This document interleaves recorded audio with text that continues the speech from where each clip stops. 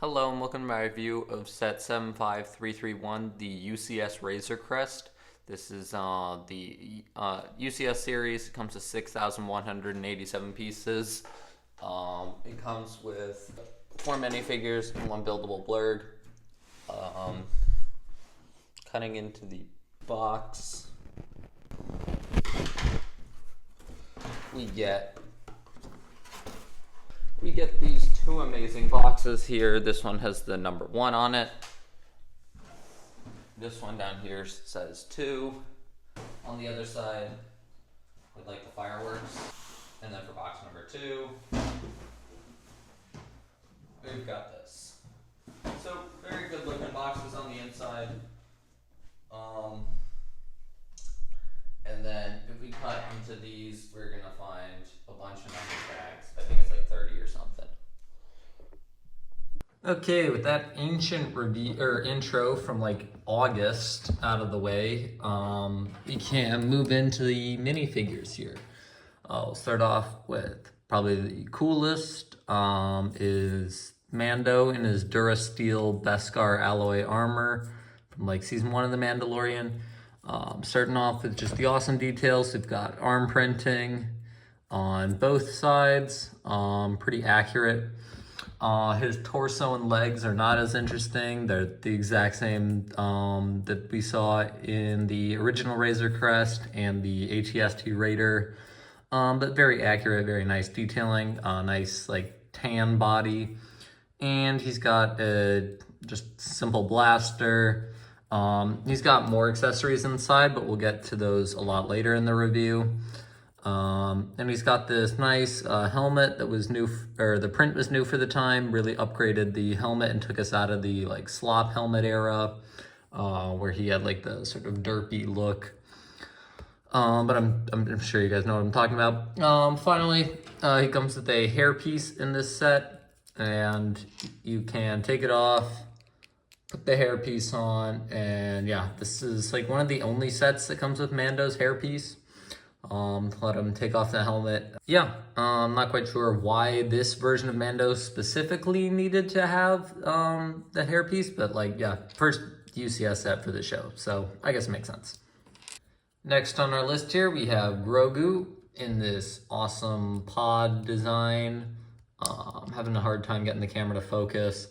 But yeah, simple baby model, because the new baby or Grogu body wasn't out at this time. Very simple pod, very similar to the shape that we got in the I don't know, Keller and Beck Order 66 Bark Speeder. So yeah, it's got the nice clear plate there. It'll stand up like on its own, but like you just tap it and it falls over. So not the most stable thing in the world, but like if you just leave it on this display stand here, you'll be fine. Next we have the Mithril. He doesn't have a molded head or anything. It's literally just this blue head with some printing detail on it. Comes with handcuffs and like no printed legs, no arm printing. He's a very, very, very simple minifigure. Let's see if I can get the arm printing or the chest printing to show. Yeah, there we go. He's got like his fur jacket that he has in episode 1. Finally here we have Queel and his blurg. Queel, again, like the Mithril, doesn't have a lot going on for him in printing, but he's got this backpack that sort of covers up his back print. But like the head carries. This minifigure looks amazing because of the head. They could have easily just like recycled the Ugnaught head, but he wouldn't have had the hat, so it's great that they gave him this unique molded head and he looks awesome for it. The blurg, pretty simple. It's got just one stud in there. It's got a sticker here to like continue the brown saddle. Printed eyes, no stickers there. Mouth doesn't open, but the head moves in unique ways. There's a piece there that's supposed to like prevent it from moving, but it broke off there in my demonstration. It's got a nice dark tan belly. Yeah, tail moves a little bit. It's got a little bit of posability. Arms move up and down, but the legs are like still. I guess you could like move it like that, but like it's a pretty still legs. Not like crazy articulation, but like it looks good, and it's got like a decent amount of posability to it. And finally, here is the display plaque. You can stop to read it. It says like ST-70 gun assault ship, class gunship, the length, the weapons, and the owner. So yeah, with the minifigures out of the way, we are going to jump into the exterior of the Razor Crest, and then we'll move inwards. And yeah, that'll cover our review. Okay, we are gonna start by just getting into it here. We've got the front cockpit, very detailed, very smooth aside from these two studs here. The whole model is very tiled off. You'll see some occasional studs here and there. But for the most part, it's gonna be tiled off. The detailing is very nice, closing up most of the gaps here. Obviously the 5-2 rule isn't gonna let them completely close off the gap, but it's very tight and like pretty acceptable. The bottom here is simply held in by some Technic pins. Let me see if I can get that back in there. Yeah, loosely connected, so you can just have that nice look. Moving the model, it's going to be symmetrical on both sides. That piece, this model is quite fragile, which helps you get that awesome look. But yeah, and all these like great angles here. Just try to push the camera in, and hopefully from this angle you can just see all the awesome like detailing work that went into building this wall of the Razor Crest, right? Like this here is at an angle, this is at an angle, this is pretty standard, but like this is sideways, this is at an angle up here. Like it's all just very intricate to get this awesome Razor Crest look. The cannons have a sticker right here. The top canopy up here this is printed, but this is a sticker. This peels up. I have no idea why you would want to do that, but it can. Going back to the canopy more, we have these transparent bricks that aren't really transparent because they have like that rough texture that these slopes tend to have. And as you can see back from this angle, we've got these slopes here again. And the top piece here, it's got some like detailing. So it's like mostly a good cockpit with transparent pieces. It's just unfortunate that some of the pieces they use have not fully transparent qualities. Moving up here to the top of the ship, we've got the escape pod. The escape pod has like some like actual tiles here, unlike the play scale one, to like really seal off the escape pod and like give it the glass. And you can like pop a minifig in like Mando. I don't think he'll fit with this gun, so take that out. And then we can pop Mando on like that. And you can have them like fly out. I don't think this escape pod has ever shown up in The Mandalorian. I don't think anyone's ever used it in The Mandalorian, but somehow it's shown up in these two sets. So it is what it is. Yeah. Okay, right here we're gonna look at these mammoth engines. I just destroyed a bunch of stuff over there, but whatever. They've got like just awesome detailing to them. Like it's got this chain wrapped around it. It's got these grill like gears. Like you can just look for yourself. Like the engine is beautiful. Very thick too. Like yeah, like you can see all the detailing here. Like more wraparound detail. And then flipping it.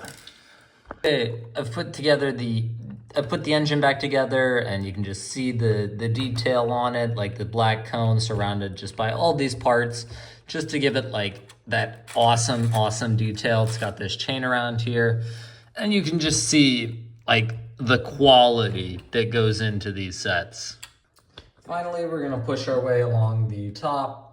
You can just see all the detail for yourself. just as we go along here. Got some great detailing back here with these dark bluish gray pieces. Got that car hood there, some roller skates, all just great detail.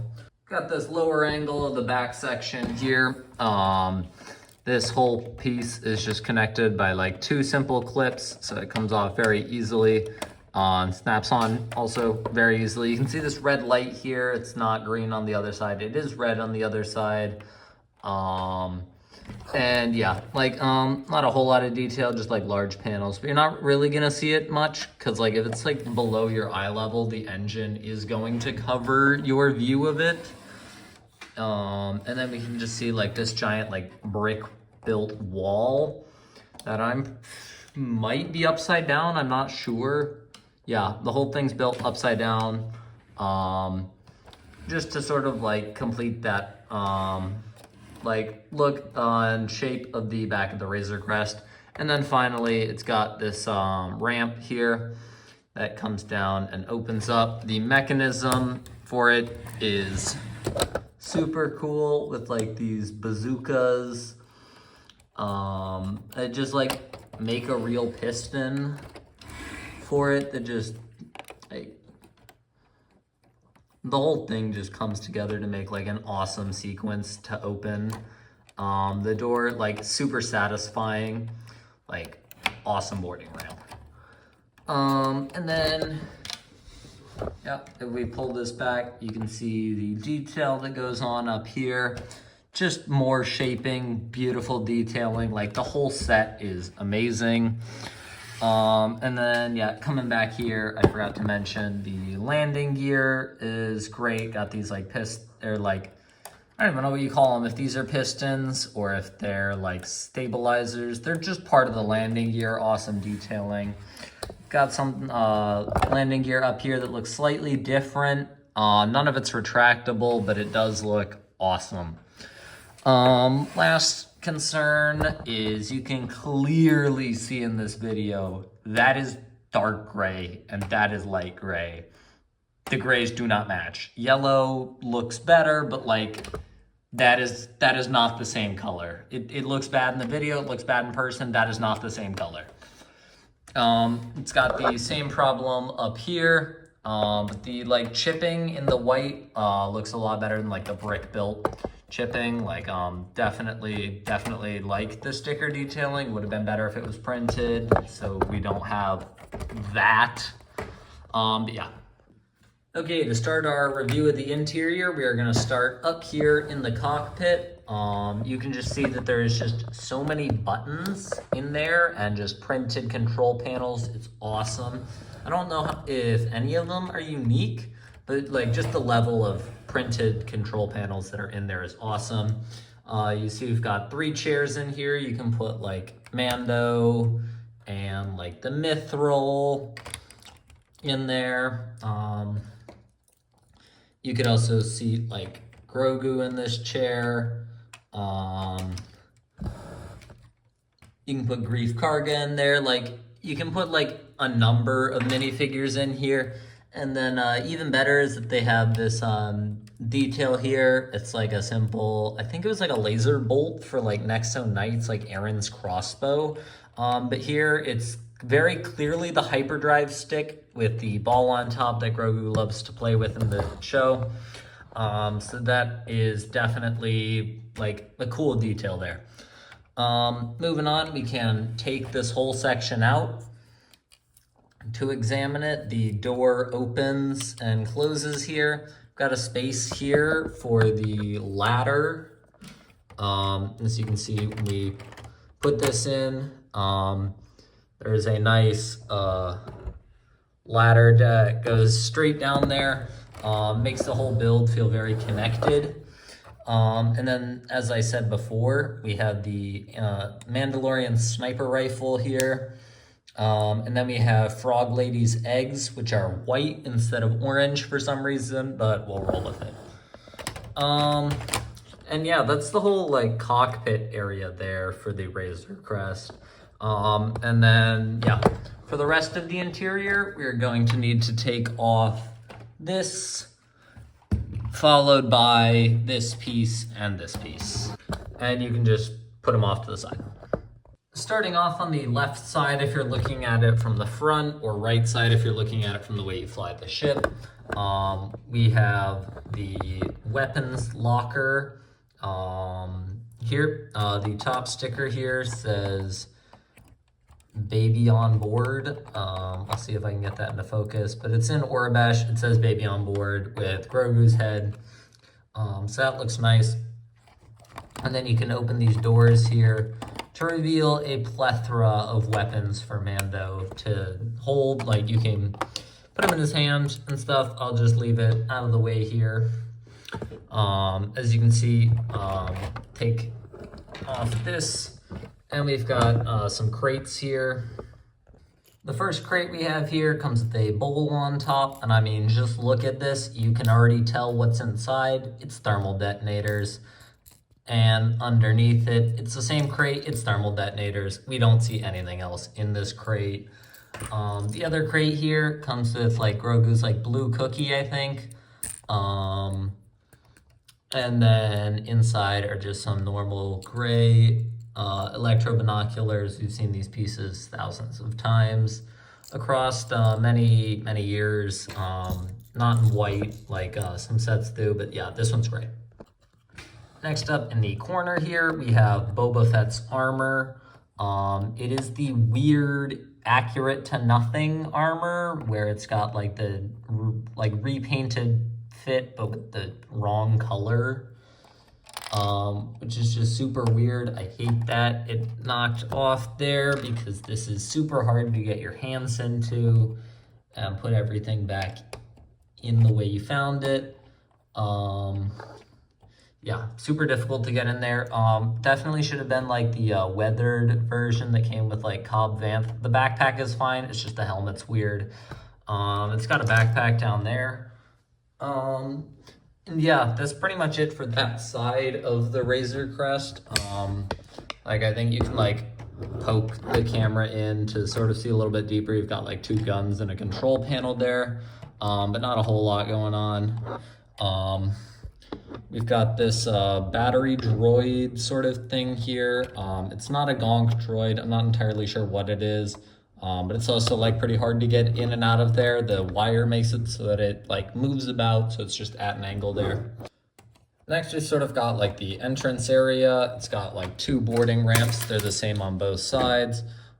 Just like pull it down like this and flop it open. Got like open up the Razor Crest. You've got just like an empty hallway here. And then we come to this area by the ladder, and it's got this bed here, which you can just seat Mando on. You can easily seat Mando on it because he doesn't have a jetpack in this set, because, well, it's many figures before he had a jetpack. But yeah, he just seats in the bed like that. You can fit the bed back in the...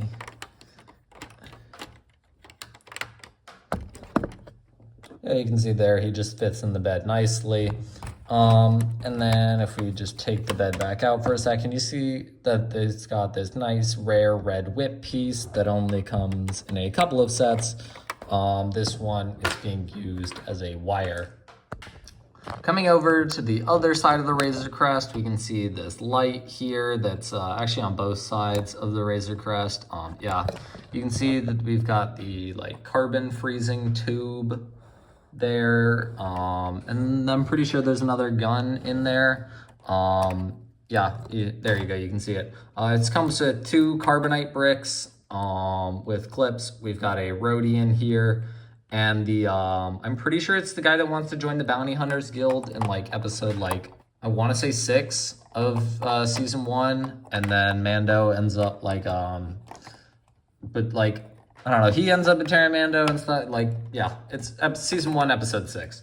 And then we have the carbon freezing chamber, where you can put the mithril in and have him get frozen. He doesn't have a head print to like show the teeth being bared when he gets frozen, nor do they actually come with a brick for the frozen mithril. You have to get the play scale Razor Crest in order to have the frozen mithril carbonite brick.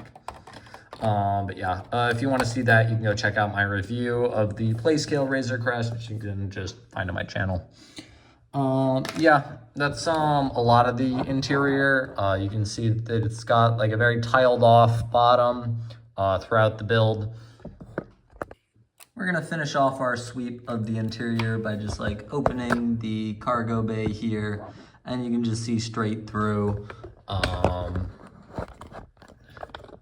Yeah, I don't know, like that's the whole interior of our Razor Crest here. And as you can see, with all the parts taken off, you have a bunch of separate pieces. You have the top here, you have this, you have these three. This isn't always taken out. I just took it out for the sake of my review. But yeah, you can see that there's a lot of pieces that go off of the Razor Crest to actually access the interior. One detail that I forgot to mention was in this Razor Crest is if we take out the interior here and plop it down here, you can see there's this stud here, and you can place that there and Grogu there, and you can fit Grogu's pod back in the ship like that. And that is going to be it for my review of this absolute behemoth of a Razor Crest. I'm sure some people have converted it to be the yellow Razor Crest from the new Mando movie. But yeah, if you enjoyed that video, I'm going to be talking about the Mando movie in a future video. So be on the lookout for that video, and you can go check out some of my other videos on my channel.